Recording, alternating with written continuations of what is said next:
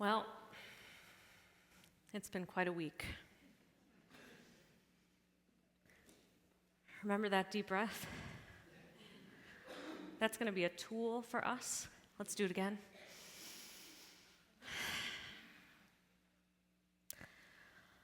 On Tuesday, as we know, America voted in its 60th presidential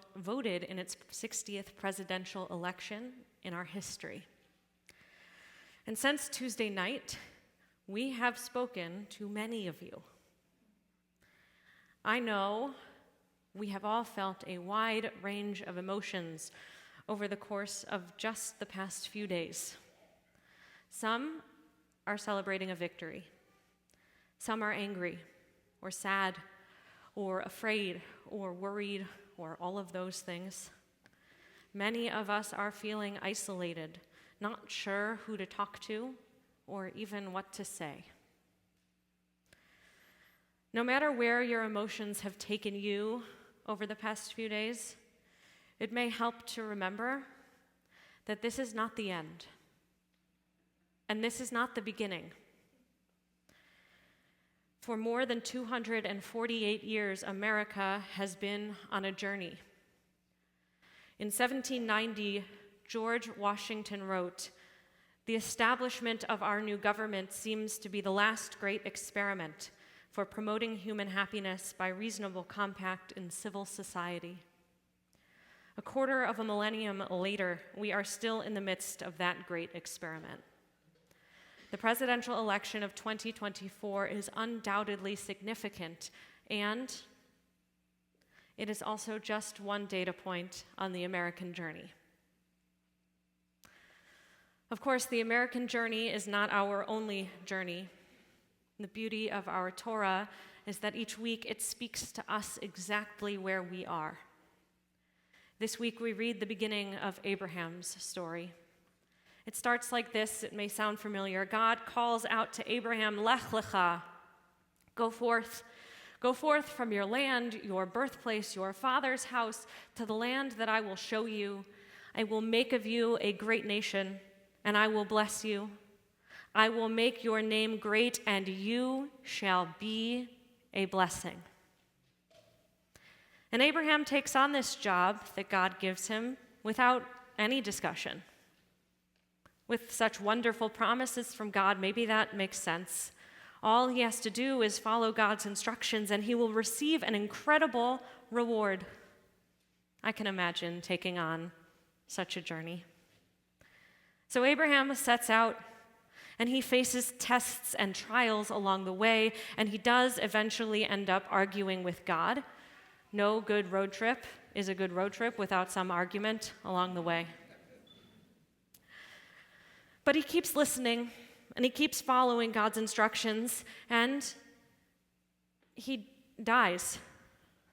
Abraham dies, with the journey only partially completed. There's still a long way to go until God's promises are fulfilled, and Abraham does not live to see it. Abraham did something so incredibly important.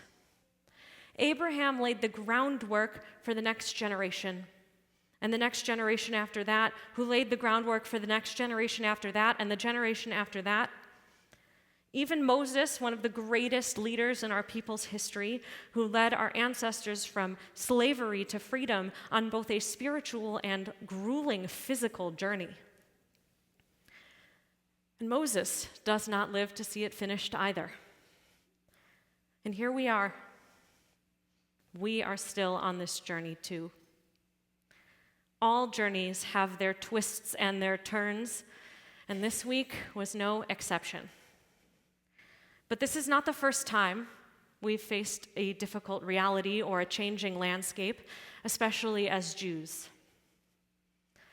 And when the world changes, we have something that remains consistent and constant.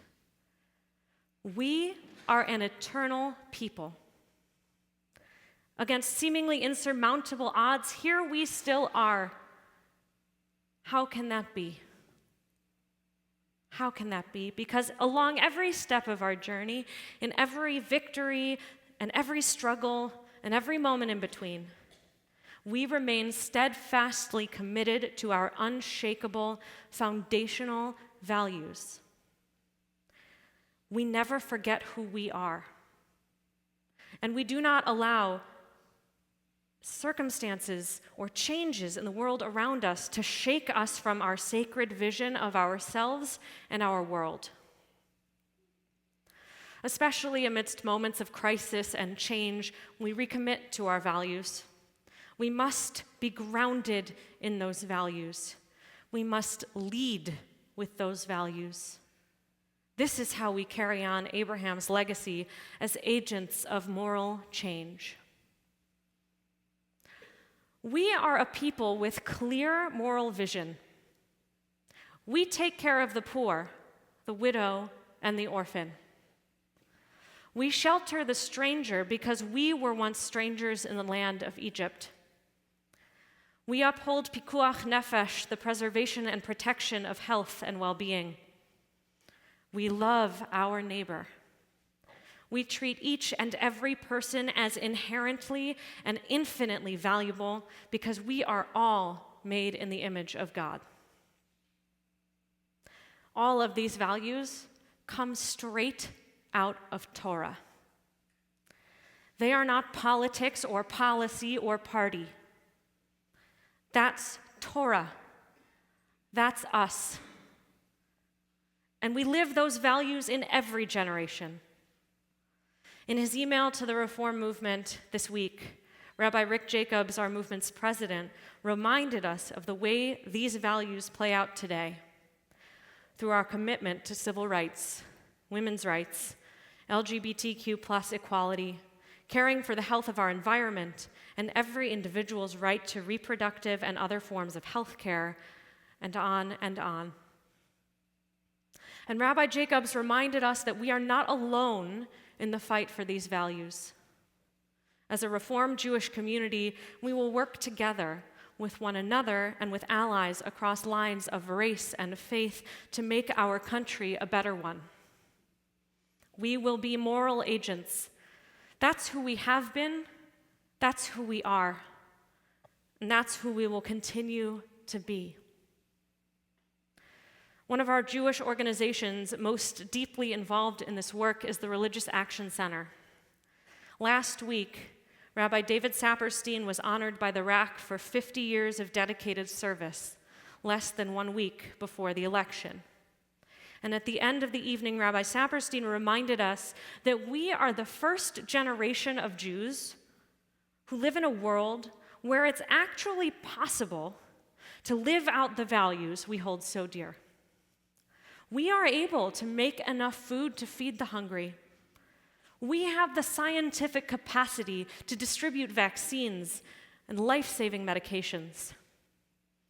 We have the ability to make education accessible to all of our children in this world.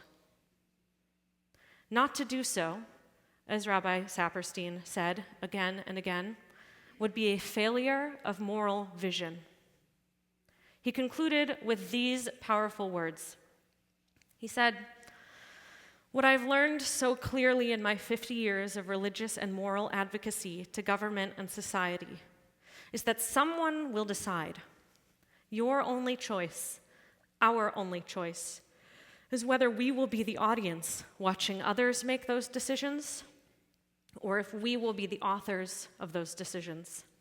And if we remain silent, in the vacuum of our silence will come voices that do not share our values, our dreams, our aspirations."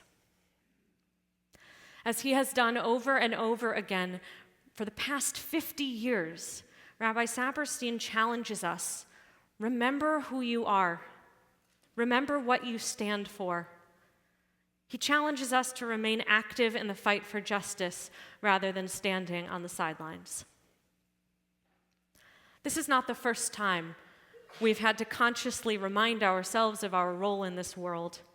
This is not the first time we've had to talk about the ways our world is not living up to our moral vision.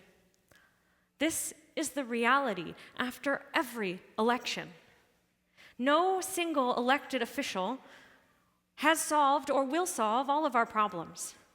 And no single elected official has destroyed or will destroy all the good we are working toward. Government officials are not gods. They are not all-knowing, they are not all good, and they are certainly not all powerful. We live in a democracy, and our voices are not only valuable, but they are and will remain necessary for the country's survival. Maybe today, just a few days after the election, you're not feeling quite ready to lift up your voice. Maybe you're feeling tired. That's okay. You're not alone. We are all tired. The overwhelming noise and division streaming through every news network and every social media platform is exhausting. And so many of us have been consistent and tireless in our work already. It's okay to take a breath, to rest. That's why we have Shabbat. Maybe this week you need a few extra hours of Shabbat. Take them. And your clergy are here for you, and this community is here for you if you need a place to recharge, to refill your spiritual battery, to reconnect with who you are, to eat a good meal, to be with friends. That's what this is for. And like Abraham, we too are called. Like Abraham, we must be agents of change for good. Together in the days, months, and years to come, we will keep doing what we have always done. Lean in.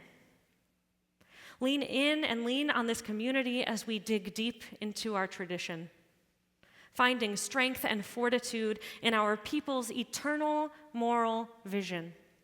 We will use our voices and our values to be agents of change for good, because we are always called to be agents of change for good. When God calls out to Abraham, God doesn't just say, "Do this and I'll bless you."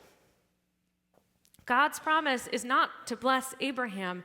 It is a promise that through Abraham's actions, his voice, his agency, Abraham will be a blessing. The same is true for us.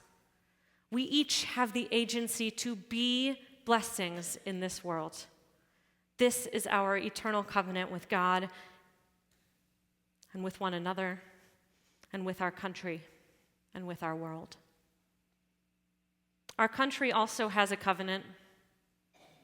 In the Constitution, our founders declared, "We the people, in order to form a more perfect union." That language is technically incorrect. Perfect is an absolute adjective. It cannot be modified. Just like something can't be more unique, something cannot be more perfect. But to me, this statement is the ultimate statement of hope and commitment. We know that we can never be perfect, but we will also never give up on moving closer and closer to that goal. The American experiment that George Washington talked about is still ongoing, whomever is in power. But when we lead with the moral vision of goodness, justice, and peace at the forefront of our minds and our hearts, we are blessings.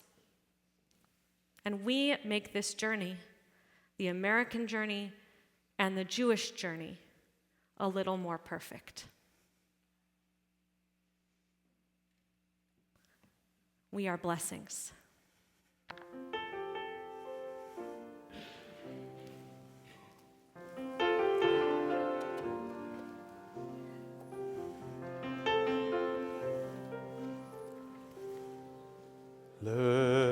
Lechilach to a land that I will show you. Lech lecha to a place you do not know. Lechilach On your journey I will bless you. You shall be a blessing. You shall be a blessing. You shall be a blessing. Lechilach. Lechilach. And I shall make your name great. Lech lecha, and all shall praise your name. Lechilach, to a place that I will show you. Lesimchat chayim, lesimchat chayim. Lesimchat chayim lechilach. And you shall be a blessing. You shall be a blessing. You shall be a blessing lechilach.